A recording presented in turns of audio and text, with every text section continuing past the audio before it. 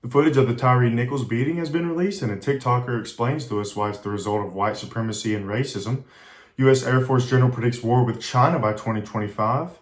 YouTube removes video of Pfizer executive admitting the company is mutating COVID-19 for the use of finding new vaccines. Over 80% of the Germans are in favor of expanding their existing nuclear reactors.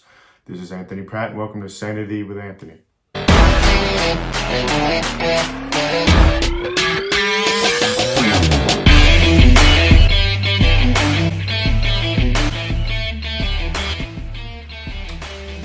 So first I'm going to address the Tyre Nichols brutal incident. So here's the chain of events. They pulling him over. They're trying to detain him. He does run. After that, there's basically a gang-like beating of Tyre. He's treated horribly. They gave him a bunch of commands he couldn't really do. You know, they're contradictory. At one point, they're just beating him up. Like they have three guys holding him, and the other guy just punching him. And it's pretty disgusting behavior. And then after, they were joking about how they were like Rocky or something. And then one guy, actually, they did kick him in the head too. I forgot to mention that. One guy was limping because he kicked him in the head so hard, I think. So some pretty disgusting behavior. We're going to watch a short clip of the video from a pole nearby, which shows an angle where you're able to see some of the worst events.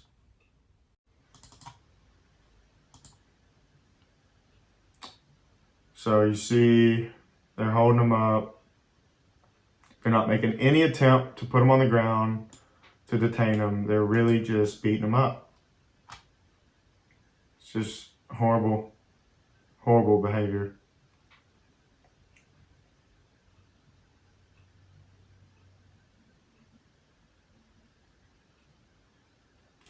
Yeah, it's like a gang jumping somebody. That's what this is. This is not justice. This is not good police force. But yeah, this is horrible, horrific, tragic, but I'll let the justice system do its namesake. Something may pop up in trial, maybe, you know, sometimes they're on drugs and that so lessens the accountability, but they did beat the crap out of them, so they should definitely second-degree murder.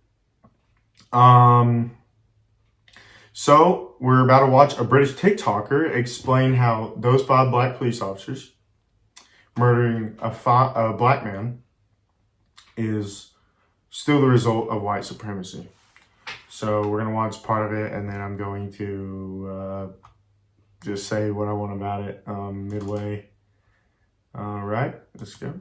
So for those who are asking, why are people referring to the killing of Tyre Nichols as racist when the police officers who killed him were black?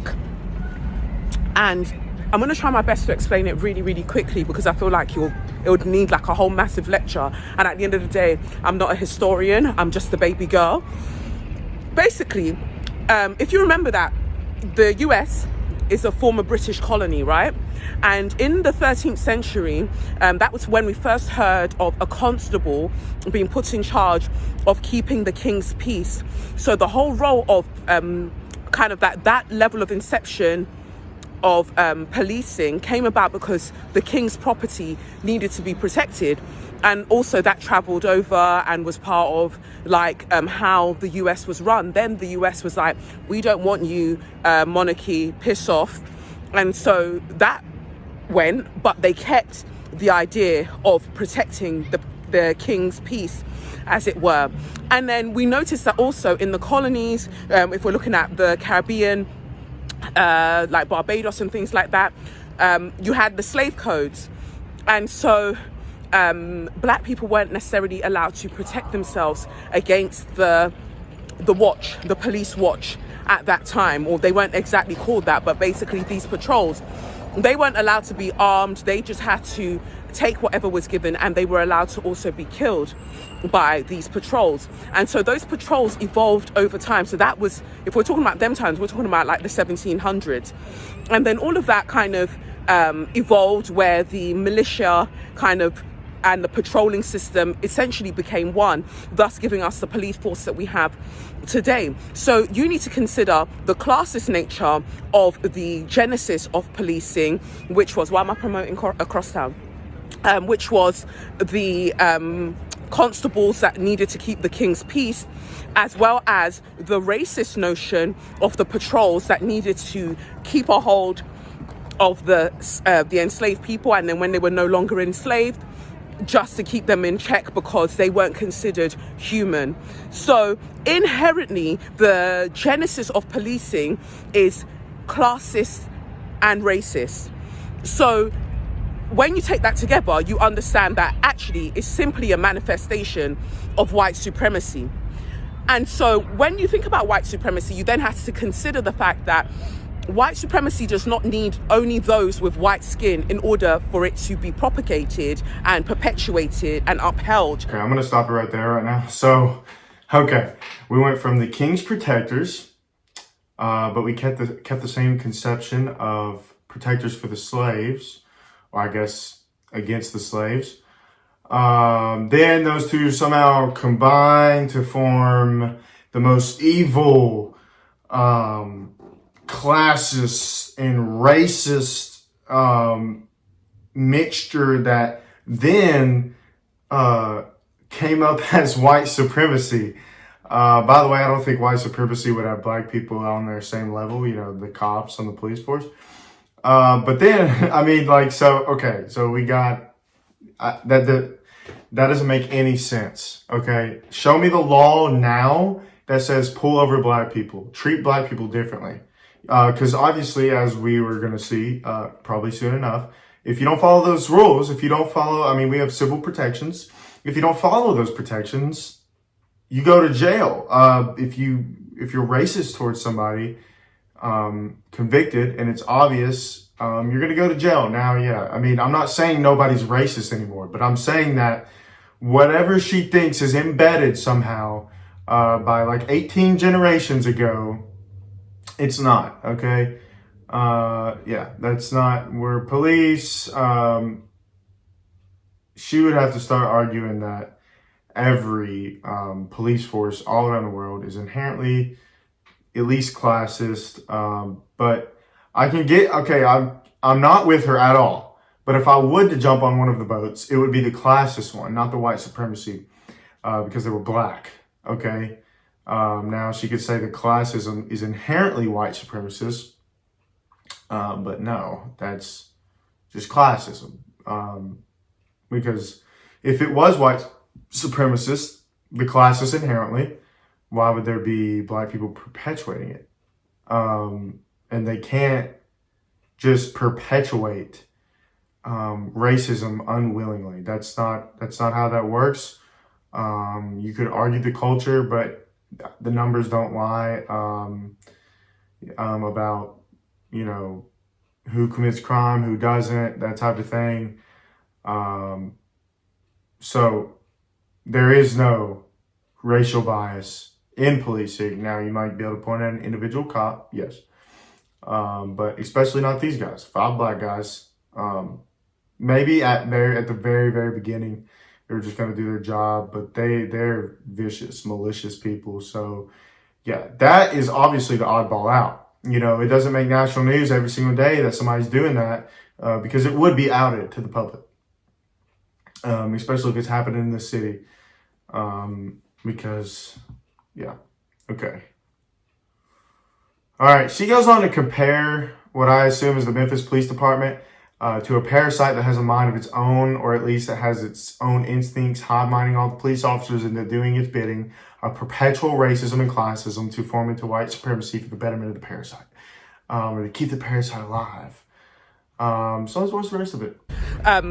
If you think about it like a parasite, it doesn't care about the color of the skin of the host. It cares about its survival. So it isn't just, as some people are saying, oh, well, this is another manifestation of black on black crime. First of all, black on black crime is a myth, a racist myth at that. And you also can't say that, oh, it's just policing. This isn't to do with anything else other than the culture of policing. But I hope in that short thing I've just told you about the genesis of policing and why the culture isn't going to, you can't change it, you can't reform it. Okay, that's enough. She says black on black crime is a myth. She doesn't follow that up with any context or any kind of thing, like, so black people don't commit crime on other black people. Okay. You can be easily led to believe these type of things, especially if you go to college. Sadly, not sadly, I want to go, but I'm going to college. But yeah, so those police inadvertently are doing the bidding of white supremacists. Ask me how that is. I don't know. Okay.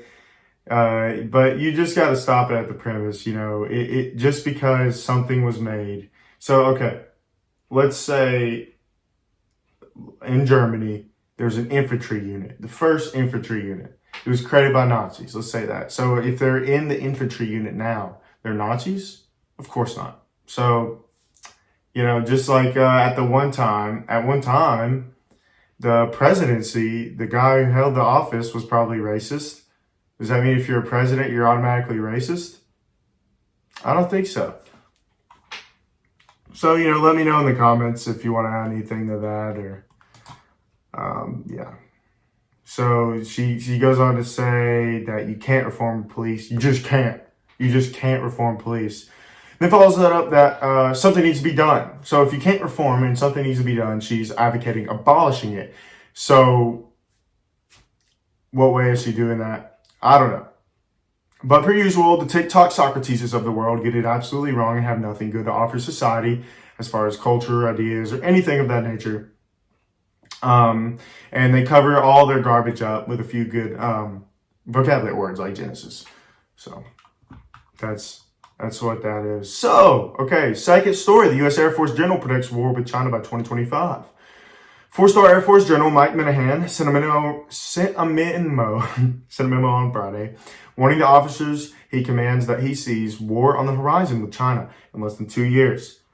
Minahan warned that the upcoming elections in 2024, both in the United States and Taiwan, could provide enough cover that China might feel emboldened to make a move against Taiwan while the rest of the world is distracted. He says, and I'll quote, "I hope I'm wrong." Hopefully that doesn't go down as a legendary quote or something. So, this is not, good if a serious general is predicting war with China. We don't want war with China. It seems as though we would have the entire West on our side in a war. But what I hope is that, here's why we would have to go defend China. 92% of our microchips come from Taiwan, I think, or at least 75. I saw two different numbers. I don't know which one to go by, CNN. But we get a large majority of our semiconductors and microchips from Taiwan. So if they go to war with them, that would destroy our economy or at least hinder it greatly. Do you remember when COVID happened and no new cars were coming out? It was because of the microchips. So the Biden admin, if you've been paying attention, has been increasing production by a lot. That's the one thing Biden has said and done or moved to do that I actually can get behind, to move to create microchips in-house because we don't need to be so reliant on Taiwan. Now, it's good to do international exchange and business with a good country that likes us like Taiwan. Because Taiwan is the retreated nationalist party from the Chinese Civil War that the U.S. participated in and lost. So we want to stick with those guys. We've helped them forever and, we're cool. So we would have to defend them, or at least my thoughts is if we can in-house microchips, we would be able to just do kind of like what we're doing with Ukraine, probably to a lot larger level. Probably have to actually send tanks and planes and hopefully not get in war. I don't want to go to war with China, okay? That would be World War III immediately. Just the fact that American troops are fighting Chinese troops. And they're good, So, according to the New York Times, the Netherlands and Japan, both makers of some of the world's most advanced equipment for manufacturing semiconductors, agreed on Friday to join the U.S. in buying some shipments of their most high-tech machinery to China. So, this is not helping at all. The fact that I'm not saying it's wrong. I'm just saying that taking economic moves towards our enemy too fast will spark a war. Kind of like Russia. We were making a lot of moves at Ukraine. But right now, my stance is on that is, number one, it's not wrong to help another country destroy a geopolitical enemy. Number two, I don't want to be pulled into a war as the U.S. Number three, we're spending too much money on them and they're too corrupt. I like Matt Gaetz a lot. He's big on, he's not getting my vote until he does enough for corruption. According to him, Zelensky hasn't done enough to out corruption. But yeah, this is not good. We don't want to go to war with China, even though I think we'd win with all our allies and everything. But I saw another article recently that said that a U.S. general criticized Great Britain for not having enough. Their military is barely like second rate, apparently. It's not even as good as Russia's, and we're seeing how Russia is getting treated by mediocre Ukraine. So we need them to pump that up, Germany to pump that up. Taiwan's been pumping it up for a while now. So yeah, let's not go to war with China. That's my stance. Okay, so YouTube removes video of Pfizer executive admitting the company is mutating COVID-19 for new vaccines. Now, if you haven't seen that video, I'm not going to play it today. I didn't set it up, but if you haven't seen that video, it's hilarious. The guy admits it, and then as soon as he gets caught, his excuse is, "I'm literally a liar, dude." So once you say that, he's caught in the fact that you can't trust a word he says. And then Pfizer actually released a statement that was really very specific about, we are not mutating COVID-19 viruses for new vaccines right now. Like they were really, it sounded like they were hiding something. So he actually works there. But yeah, the main focus of this segment is the tech giant oligarchy is out to get conservatives. This guy, by the way, like I was about to say, is actually an employee. He does work at Pfizer. And Michael Knowles, one of my favorite political commentators, actually went to college with the guy. So he, this guy's at just some plan or something by Project Veritas. Now, I want to make a little correlation with the Civil War and cotton. So right now, tech is the biggest thing. Artificial intelligence, information. We're in the information age. Tech is the information. I'm going to get to more of that later. But the biggest issue, now the North was against slavery morally, but the big issue was that they're starting to actually attain a lot of power. So the Southern cotton farmers had basically an oligarchy. If you had cotton in slaves, you were rich. If you didn't, you were poor. And they had a lot of power. The Kansas-Nebraska Act, they had a lot of power to sway votes in the Senate and House of Representatives, Congress in general. But that's kind of what we're seeing now. Except the government actually just went after them in a lawsuit. Now, I hope that wasn't just some cover-up to go after others. But yeah, so right now it looks pretty good. It looks like we're tamping down on the oligarchy, except for the fact that they removed such a important video. But that just shows you how much power Pfizer has. Okay, so they are dictating who can speak and who cannot. And what should we do about this? Now, my entire thing at first is to just fight the culture war. Fight the culture war, express our disfavor with the company, use websites like Rumble, do whatever you can do to fight that until they cater to conservatives more. So hopefully we won't have to use, I'm not completely saying government action is off the table. Okay, there's plenty of civil rights for all sorts of people, and why not add conservatives to the list? So, and the reason I say that, you're a private company. Oh, you're going to say, oh, they're a private company. They have the ability and the full rights to do whatever they want and ban whoever they want.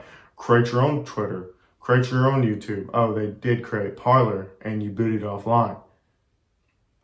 Anyway, but no. no. Okay. The reason I say no is because this is the town square. This is the Roman Forum. This is the announcements after church. Modern day. This is where speech happens. Twitter's where it happens. Thankfully, Elon Musk, pretty good guy. Apparently, there's still some censor problems going on. I'm sure there's some leftist keyboard warriors in there doing that.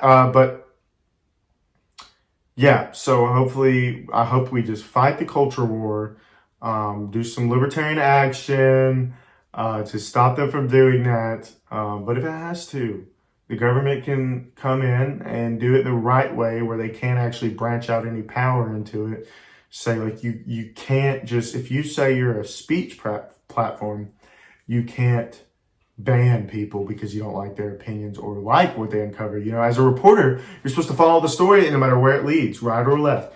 They found a story, they went where it led. Okay? So, I mean, that was awesome. He destroyed the iPad. He threw the iPad on the ground. It was hilarious.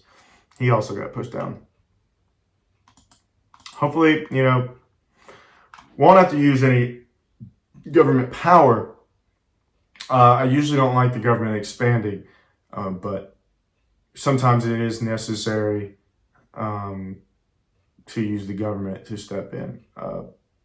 There's list of examples. You know, just any kind of like voting act for African Americans or women. But yeah, so it's not wrong to use the government to wield power in a just way. There's nothing wrong with that. Now, conservatives are starting to become real libertarian, like, oh, smaller government. Smaller government is our ethos. I mean, I'm all for smaller government and less power to the government. I'm a conservative, but, you know, like, it's okay to enforce good laws and rules. Just like I am for making abortion illegal. Why? You're ending a life. Should we protect lives? Obviously, that's in our Constitution. You are endowed, unlike Kamala Harris, she didn't want to say it. We are endowed, and she didn't say this either, by our Creator with unalienable rights of life, liberty, the pursuit of happiness. I think I misquoted it too, but, you know, I'm 18, so I'm an excuse. But yeah, so we have rights as individuals from our Creator, by the way. If you leave out Creator, then our rights are from the government. And if our rights are from the government has the right to take it away, which is not the American founding. We are a fundamental monotheistic constitution, at the least. I think Christian, but people disagree. So, you know, I just think it's okay. I think it's okay to wield government power to make abortion illegal. I think it's okay to wield government power to make it so you can't discriminate people based on their race. Number one, that's anti-logic. Now, I'm against making somebody participate in something they find morally objectionable. Now, there's no religion on earth that says, I don't know, there probably is a religion, maybe Nazism is a religion, that says, like, you're less than by your race. Now, we couldn't, this is another point. Like, satanic temples want the right to do things in public. No. Why no? It's a freedom of religion. You can do whatever you want. You can have whatever religion you want. No, you can't have a bad religion. You can't have an openly, axiomatically evil religion, is what Satanism is. Do what thou wilt. And if you do what thou wilt, see where you end up. And what does that even mean, do what thou wilt? We know, like, I will to do bad things and I will to do good things. Which ones do I follow? You know, okay. But, so no, the government can step in and say, no, Satanists, you can't perform abortion rituals in an altar. That's illegal, okay? What's wrong with that? You know, there's nothing wrong with that. What's worse, killing somebody or baking them a pie? You know, one's obviously better than the other. We can distinguish with our faculties of reason, and our elevated minds to distinguish between good and evil in our society. So, no, Pfizer, you can't develop vaccines. You can't mutate vaccines. We shouldn't have somebody doing that in society. because most likely, even that Pfizer guy admitted it, that COVID came from the lab. I think everybody kind of just goes with that now. But yeah, so back to the main point, no YouTube, no Twitter, no Facebook. You can't ban people because you don't like their opinions. If you disagree with it, battle it out on the field of debate. That's how you defeat bad ideas. You battle them out. So using government power to promote freedom, just like the government's going after Google to promote competition in a capitalist economy, which is 100% necessary. That's not wrong. That's good. That's good. I mean, I don't see what's wrong with that. I don't see what's wrong with the government saying, school board saying, we're going to read the Bible in class. That's good. You know, just not some in-depth, like you're going to be Catholic or Protestant or Lutheran, but just like we're going to say a prayer. We're going to say prayers before class for the good of the nation, the good of the people in this class, the good of our elected officials, so on and so forth. There's nothing wrong with that. That's good. But no, you can't ban porn books in the classroom without them quoting 1984, but you can ban the Bible. You can ban the Bible in class, which it is banned in class. You can't read it. Okay. Yeah, I'm done with that tangent. Okay. According to Zero Hedge, over 80% of the Germans are in favor of extending the lifespan of Germany's existing nuclear reactors. Okay. So the Germans now are like, okay, we're going to be cold in the winter. Energy prices are soaring through the roof. If you go to Europe, gas, energy in general is just way more expensive, which hurts the poor disproportionately, obviously. They're saying, you know what? We're going to reenact our nuclear power plants because we're not in the cult of climate. We're not in the climate cult. So we're going to produce energy and we're going to use that, and it's going to be cheap and affordable to the poor. And these type of policies are most important to the poor. This is a good side note. The WEF's demands are unpopular. Number one, the people at the WEF try to tell us what to do. Number one, they're not elected. Number two, their ideas are unpopular. You have to eat the bugs. Number three, I don't know if I did number two. Why are we listening to them? So you got Greta Thunberg up there, unelected leader of the climate crisis, telling everyone, how dare you for producing energy to make it cheaper for your citizens, your poor citizens, so they have more money to provide for their family and maybe go have a movie and enjoy life a little bit. Planet's not going to collapse, okay? It's not going to fall into oblivion or heat up and burn up, okay? So we don't need to listen to these people. We are a nation. We have elected leaders in our republic, democracy / republic. You know, we have people put in place for that who are going to speak for us. And most of the time we don't want to listen to those people either. But if I'm listening to anybody, it's definitely not the WEF members trying to explain to me why I should eat bugs, stop eating meat, and turn off my lights. Okay. Oh, I got another video for you guys. The Al Gore at the WEF, this was a good bit ago, so you may have already seen it, admitted that the Inflation Reduction Act passed through Congress was a climate act. And he boastingly said that. And this, I'm just going to play the video and then I'll comment on it in a minute. Okay, shut up. In my country, we passed the Inflation Reduction Act, which is primarily a climate act, $369 billion, which will actually be much larger than that because the heavy lifting is done by tax credits that are very long-term, some of them actually open-ended, and the early investments that have already been triggered by it give a great deal of many reasons for believing it's going to be much larger than $369 billion. So I'm very encouraged by that.